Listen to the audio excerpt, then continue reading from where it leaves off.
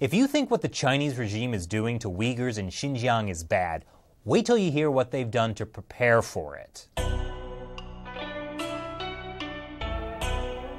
Hi, welcome back to China Uncensored. I'm your host, Chris Chappell. They say history repeats itself, but that's not entirely true, at least not in China.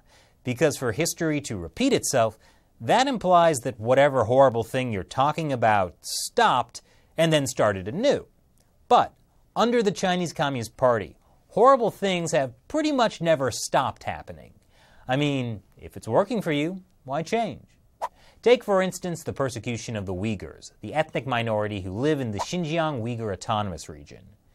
Yes, I know, it's called an autonomous region, not a province, but believe it or not, the people there are about as autonomous as people in the Tibet Autonomous Region, which is not autonomous. I think it might have something to do with all of Xinjiang's facial recognition surveillance, police stations on every corner, and the political re-education camps. And let's not forget the torture that makes death seem like a release. You know, I do love the Rockettes, but that may have been some unfortunately placed advertising.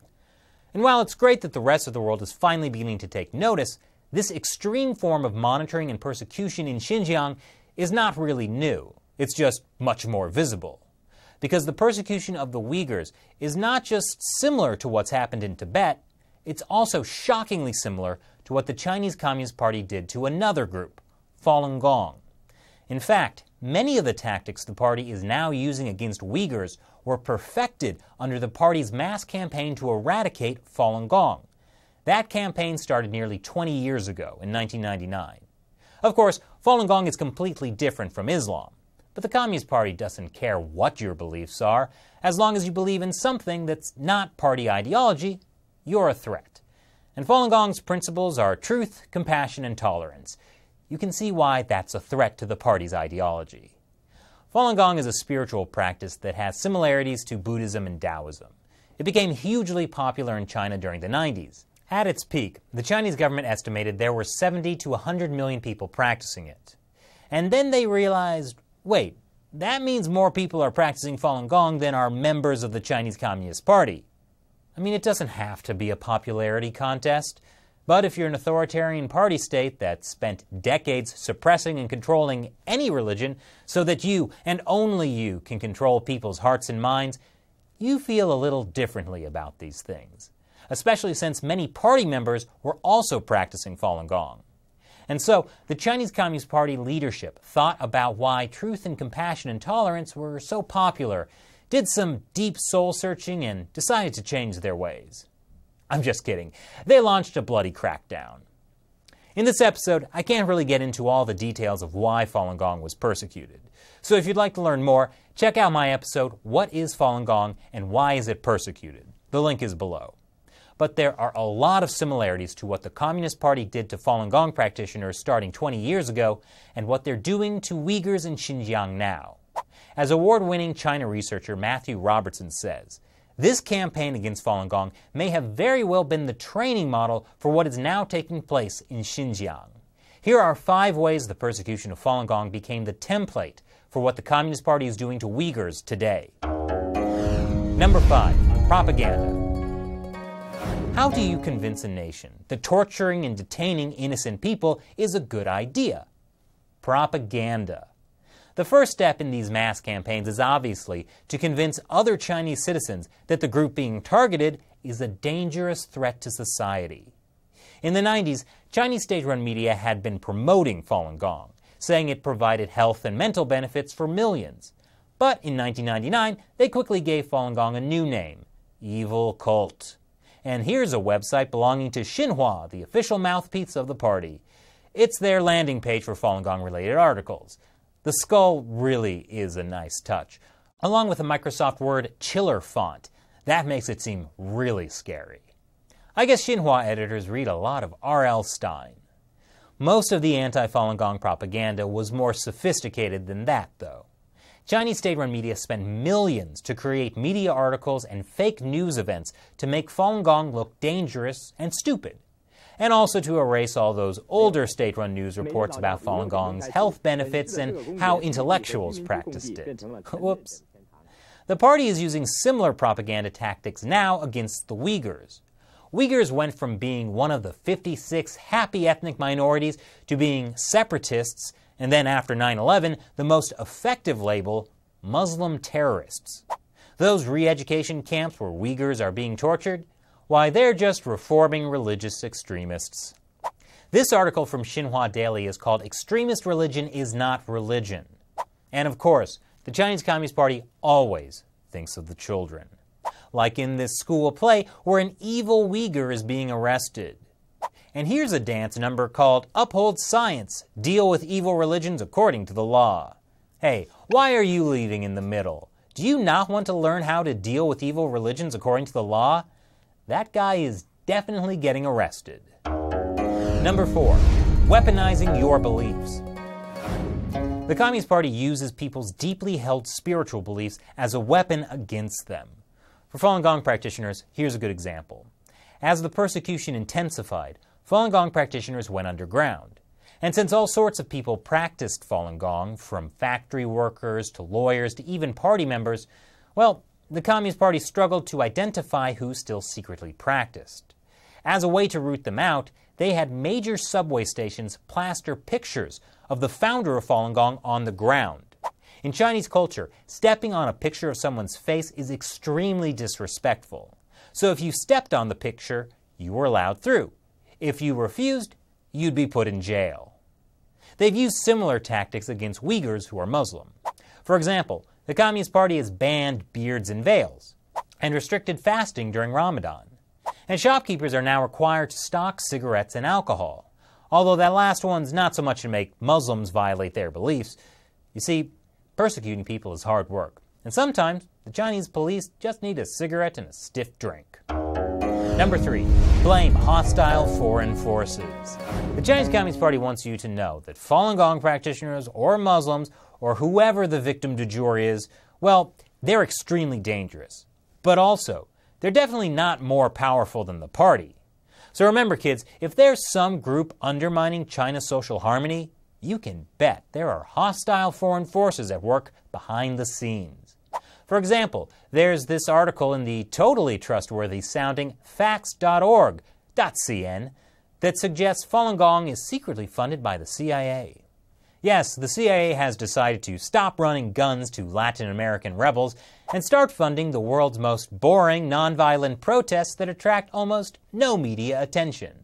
The party uses the same line about Uighurs. Here's a People's Daily article saying, "We must be vigilant against foreign forces using religion to infiltrate and conspire to carry out the 4 transformations and splitism." And obviously, any claims that the party is mistreating the Uighurs are also coming from anti-China forces. For good measure, any Tibetan protesters are funded by hostile foreign forces too. Because there's no way Tibetans could be genuinely upset about how they're treated by the Communist Party. And we'll be right back to show you how the party manipulates the law right after this quick commercial break. We're back, and it's time for number 2, manipulating the law. Even though these persecutions are done outside any form of rule of law, in recent years, the party has been creating legal justifications.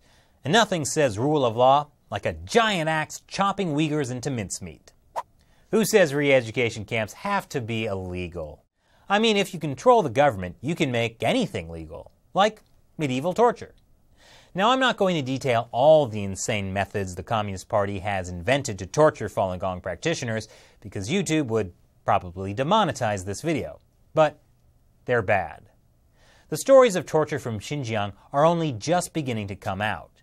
But I'm betting they will be very similar to what Falun Gong practitioners went through. And there's a reason for that. As Matthew Robertson says, the need to hit transformation rate targets set by higher-ups likely contributed to the level of brutality used against Falun Gong. And given that similar quotas are being dictated in Uighur transformation work, security cadres may find that more violent methods are required to achieve their ends. And finally, number 1, re-education makes you less dumb. It's very important for everyone to remember, if you believe in anything besides communism, it's because you're dumb. See, according to state-run media, Chinese people who believe in Falun Gong or Christianity or Buddhism or Islam, well, they're all a bunch of uneducated simpletons. Hence the need for re-education. And it's all about learning to love the Chinese Communist Party. Ideological education is a major part of it. Reading communist doctrine and singing patriotic songs, all to help these misguided souls join the big socialist family. It's such a loving family that has killed 100 million people over 100 years, which in their defense is only an average of 1 million people a year. Now, comparing the persecution of the Uighurs to Falun Gong practitioners isn't to diminish the suffering of either group, but there's a common misconception floating around in response to the situation in Xinjiang, that this shows how things in China are getting worse. Yes, it's absolutely bad now, but it's also been bad since the Communist Party's early days. From thought rectification in Yan'an to liberating Tibet, to the Cultural Revolution, to the Tiananmen Square massacre, to killing Falun Gong practitioners, to now also oppressing Uighurs. And that's still leaving out a lot. We could do an entire series on all the different groups of people the Chinese Communist Party has persecuted over the years. Wouldn't that be fun to watch? The Communist Party has never stopped persecuting people. They've just been refining their craft. The problem is systemic. We can't expect the Communist Party to fundamentally reform and become good. As long as it's around, there's always going to be another group that needs to be persecuted.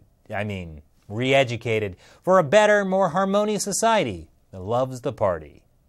Gotta say that it's not looking too good for the Christians right now either. But the more people who are aware of what the Chinese Communist Party has been doing over the years, the more likely it is that someday all of the rightists, splitists, counter-revolutionaries, intellectuals, running dogs, separatists, religious extremists, and puppets of hostile foreign forces will see justice in China. So what do you think? Leave your comments below. And now I want to take a moment to answer a question from a fan who supports China Uncensored on the crowdfunding website Patreon. Wesley Tucker asks, what can you offer in the way of hopeful insight that can assure your audience that we are not going to be living under a CCP world order in a matter of decades from now? Well, Wesley, I wish I could promise that. The Chinese Communist Party is doing everything it can to make a CCP world order happen, like by asserting its views at the United Nations, and waging a brazen and aggressive campaign of influence in Western democracies. That could be a very grim future. The good news is that people around the world, like you, are beginning to wake up and take action. U.S. officials have been speaking out about it more directly than ever. Australia has banned foreign campaign contributions because of concerns about Chinese Communist Party influence. And Canada, well, the Prime Minister is still hugging pandas, so there's some work to do.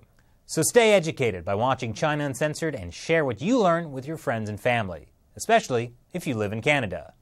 Thanks for your question, Wesley. And if you want a shot at having your question answered on the show, contribute $1 or more per episode to China Uncensored by going to patreon.com/China Uncensored. Once again, I'm Chris Chappell. Thanks for watching China Uncensored. I hope you enjoyed this episode. If you want to know the truth about why the Communist Party went after Falun Gong, click this video. And on our podcast, China Unscripted, I sat down with Matthew Robertson to talk about this issue and how the Chinese Communist Party perfected its craft of persecution and media manipulation. Check it out, the link is below, or subscribe on iTunes. I'll see you in the comment section below.